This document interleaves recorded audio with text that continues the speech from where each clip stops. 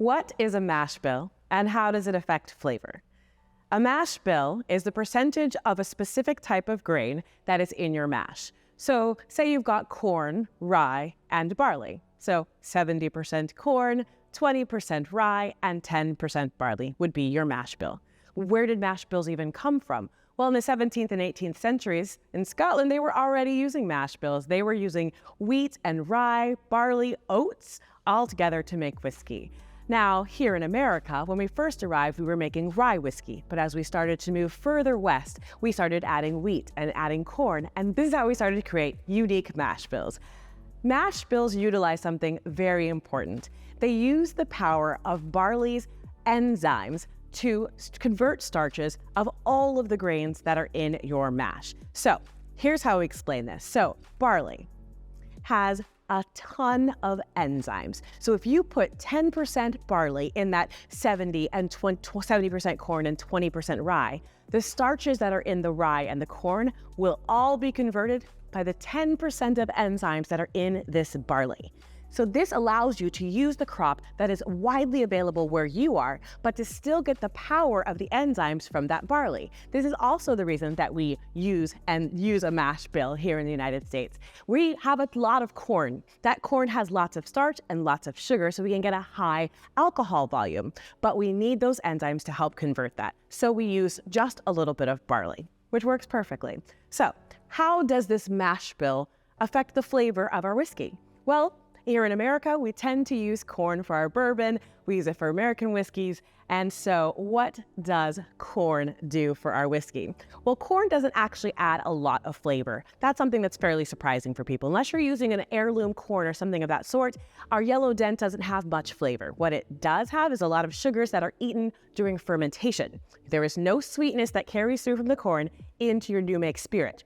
But what it does is it gives you this clear, clean palate that can pull all those wood sugars out of that barrel and really let those shine. So the sweetness that we experience in bourbon that we constantly think of, maybe that corn sweetness, is actually those barrel sugars being able to shine because the corn isn't putting in a lot of its own flavor.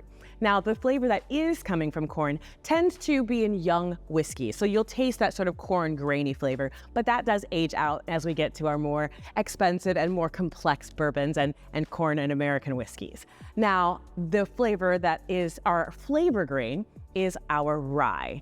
Now, this is known as a flavor grain because it does have so much spice. It's got clove, it's got pepperiness, it's got menthol and minty sort of flavors. Now, the reason for that is the outside of this grain is covered with glucanase and arabinose islands, which those chemical compounds actually turn into more flavor compounds. So while they're really sticky and hard to work with, they are precursors for a lot of really beautiful flavors, including glycols and vanillins and cinnamonic acid. So we do like the flavors that come out of our rye. So this adds spice. Now, you might sometimes want to substitute and not maybe have something quite as spicy. So what would we use?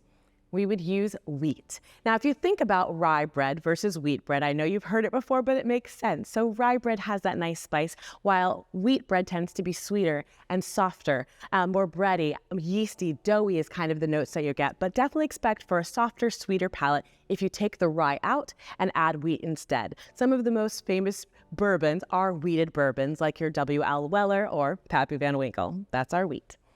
Now, we talked about barley. Now, typically, we are using our barley specifically for those enzymes. And in order to keep those as many enzymes in our barley as we can, we don't want to roast it too much. We just want to dry out that moisture and not roast it or toast it.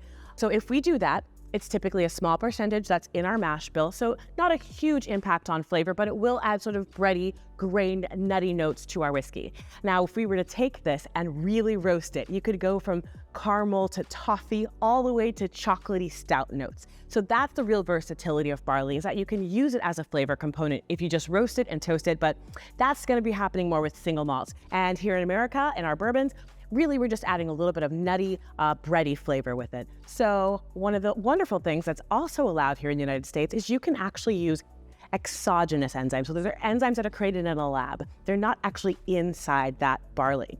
They are created in a lab and you can add them so you can create mash bills that are 100% corn or 100% unmalted rye. So you could really come up with some very interesting flavor profiles that we would never have been able to do back in the 1900s. So we really have a world of flavor to play with. Grains is where we start, and honestly, there's no end in sight.